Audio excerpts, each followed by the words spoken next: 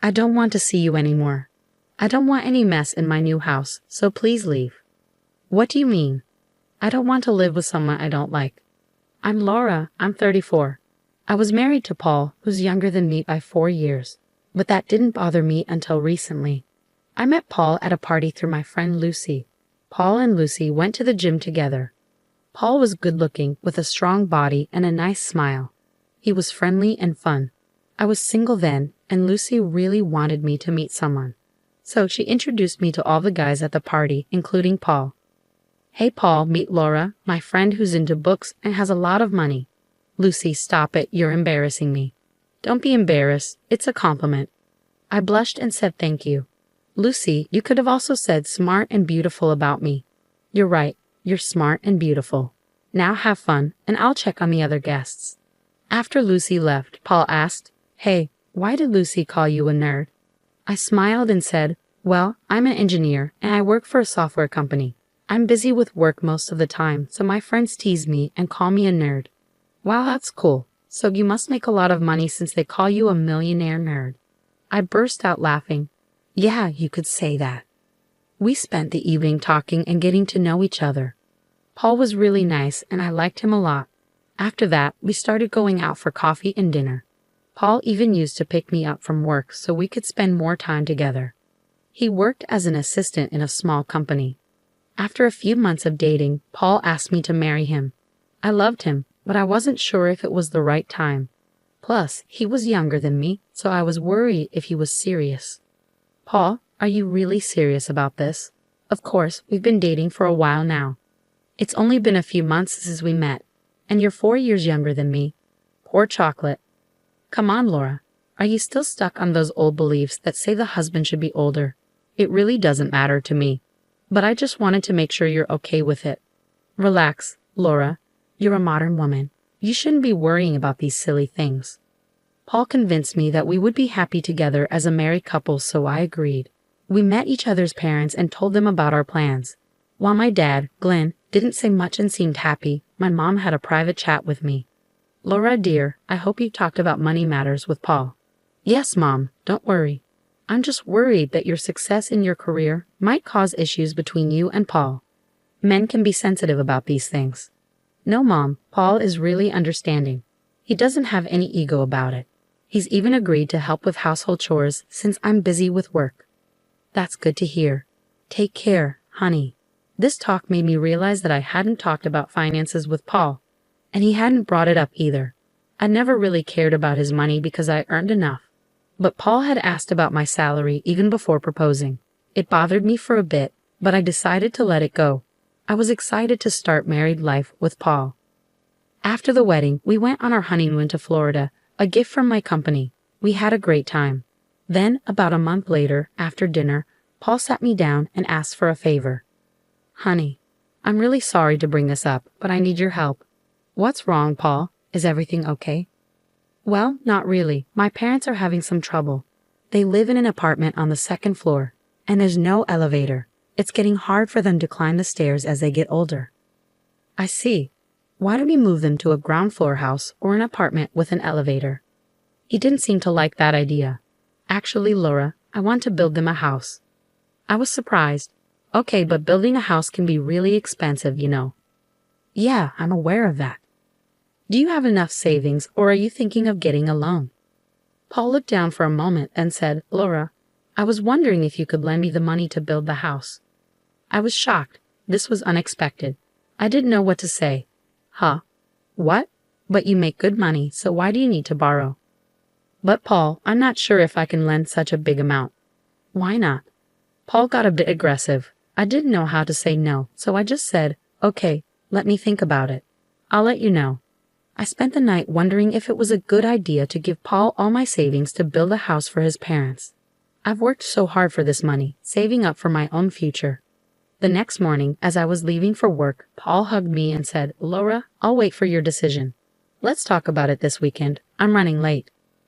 I wasn't feeling too good about this situation, so I talked to a colleague for advice. She suggested making an official contract with Paul to ensure he'd pay back the money. It sounded like a good plan to make sure everything was clear and Paul wouldn't back out later.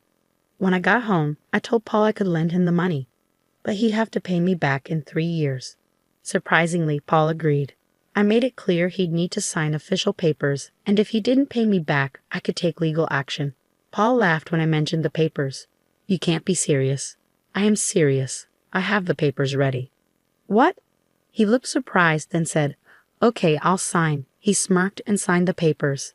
I transferred the money to him, but I still felt uneasy because Paul's salary wasn't enough to pay me back. After that, Paul started acting strangely. He came home late and didn't help with chores. When I complained, he said he was busy at work. My feelings for him started to fade. On weekends, he was often away, overseeing the construction of his parents' new house. Sometimes he didn't come home, saying he was staying with his parents. I started to suspect something was wrong. I can't take this anymore, Paul. You've been acting strange and living off me like a parasite in this house. What do you mean? How dare you say that? You've been living off my money since we got married. You haven't contributed financially at all. And now you don't even help with chores. He looked at me and said casually, You knew I didn't earn much, so why did you marry me? I was shocked. What? I'm not in the mood to argue with you. I'm looking forward to the housewarming party your mom's organizing at our new house tomorrow, he said, mocking me. I couldn't believe it. He didn't even tell me the house was finished, and they're having a party without inviting me. You built the house with my money, and you didn't even tell me it was done. And now your mom's throwing a party without inviting me? What the hell? I yelled. He shrugged. Oops, my bad. Come if you want, he said, and left, humming. I was so angry I wanted to break something, but I calmed down. An hour later, my mother-in-law called. Hello, I answered. Hi. I'm calling to let you know we're having a housewarming party at our new place tomorrow, she said. Okay, I replied shortly before hanging up. I was pretty sure Paul had asked her to invite me. If she genuinely wanted me there, she would have called earlier. Besides, she's never been friendly to me, not even when we first met or after the wedding. At first, I didn't want to go because of everything that had happened. But then I thought if I didn't, Paul and his mom would probably say I'm just jealous of their new house. So I decided to put on a fake smile and go for a bit. When I got there, I saw the entrance decorated with flowers, and Paul was standing with his mom, greeting guests. As I walked in, my mother-in-law said, Oh, you came. I didn't think you would. What made you think that? Paul interrupted. You're here now, so come inside. I followed Paul inside and saw my father-in-law sitting alone. He smiled genuinely when he saw me and thanked me for the money. It was the only time I felt good about lending it, because neither Paul nor his mom had shown any gratitude. Paul and his mom ignored me the whole time. I just chatted with some relatives, waiting for the party to end so I could leave. When everyone left, I said goodbye to my father-in-law. Goodbye, take care of yourself, I told him. But then my mother-in-law stepped in. You don't need to worry about my husband when you can't even take care of your own. Huh? What do you mean? You've been a terrible wife, not doing any chores and making my son do everything. What kind of wife are you? He volunteered. But you should be doing your share. I work too, so I need his help. You should be grateful he puts up with you. Instead, you abuse and torture him. What? I've never tortured or abused Paul. Don't act innocent. Paul told me how you've mentally tortured him for money and got him to sign an agreement. What kind of wife does that? My father-in-law tried to stop her. Megan, stop. Why are you being cruel instead of grateful? Sit quietly or go to your room. I couldn't believe Megan would treat Thomas like this. Then she turned to me. You should be grateful my son married you. Who else would marry an old and ugly woman like you? I was so frustrated with her words that I lost my temper and shouted back, How can you talk to me like this? Paul stepped in. Laura, watch your language. How dare you raise your voice at my mother? Did you hear how she spoke to me? He rolled his eyes and added, I can't handle your outbursts anymore. What? My outbursts? Do you realize how badly you and your mother are treating me? I don't want to see you anymore. I don't want any negativity in my new dream house. So just leave. What? Why? Yes, I don't want to live with someone who speaks to me like this. You've been living off my income all this time, and now you're calling me trash? You're pathetic, Laura. Let's be clear. You knew you couldn't find someone as good-looking as me, given your age and looks, so you married me. And now you shouldn't be complaining about money, Paul said. I felt my face burning with anger. Feeling deceived and furious, I yelled at him. I can't stay with such a shallow person. I want a divorce and my money back. Paul started laughing evilly. Sure, you want a divorce. Fine, but you'll have to pay me back the money if you want it. Since you want the divorce, it's on you. Paul's sinister laughter revealed a side of him I hadn't seen before. I was livid at his evil smirk. You'll have to repay the money I lent you, or I'll take legal action. Go find your stupid papers first, he sneered. Feeling numb, I left, unable to bear any more insults. They had belittled and mistreated me.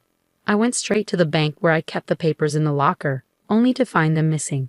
Checking the bank log, I discovered Paul had accessed the locker a month ago. It was a joint account, so he had access too. We'd opened it after getting married to save money, but it was mostly my earnings going in. Even the copy in my wardrobe was gone. Realizing how Paul had deceived me, I understood his interest in me at Lucy's party was because of my salary. He'd been living comfortably off my earnings in my house. Then he emotionally manipulated me into lending him money for his house and later kicked me out.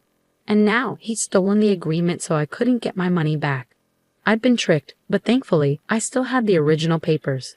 I gradually felt like Paul might betray me, so I kept the original documents safe at my parents' house and kept copies in the bank and my wardrobe. Despite all the pain and insults, I was relieved that I followed my instincts and kept the papers away from Paul's reach. I called my mom and told her everything. She was furious and wanted to sue Paul and his mother for mistreating me. She also admitted she wasn't surprised. I asked her, "Did you know about Paul's intentions?" "No, I didn't know for sure, but I had a feeling he wasn't truly in love with you." "How did you know?" "He rushed into the wedding. You hardly knew each other when he proposed and insisted on getting married." "Yeah, you're right. I should have been more cautious." "When you came home, I asked if you talked about finances with him, and you said yes." "Actually, Mom, I lied.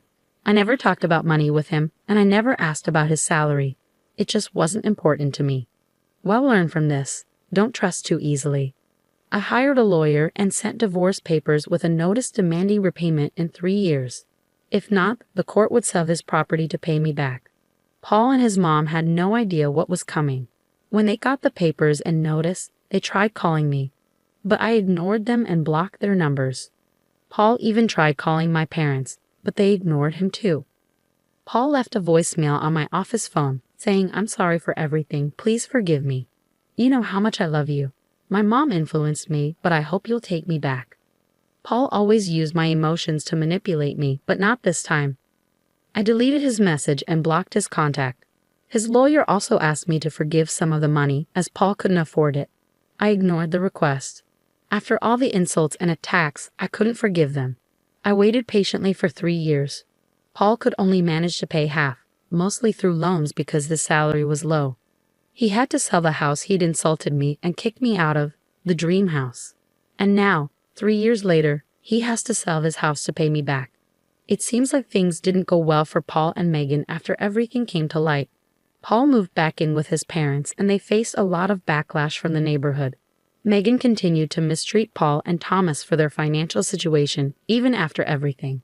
Paul's reputation took a hit at work, and he eventually left his job and moved away. Thomas also left Megan and went to live with his brother in the countryside. Megan now works as a nanny to make a living. I don't feel sorry for either Paul or Megan, as they brought this upon themselves. I'm glad to hear that Thomas will finally be able to live peacefully in his retirement years. It sounds like you're being careful this time around. You've been dating Charles for a year now. He's your colleague and 35 years old. You've known him for a while. But there were no romantic feelings before. About a year after your divorce, you started to enjoy each other's company at an office party, and things progressed from there. It's good that you're taking your time to think things through this time. It's important to be cautious after what you've been through.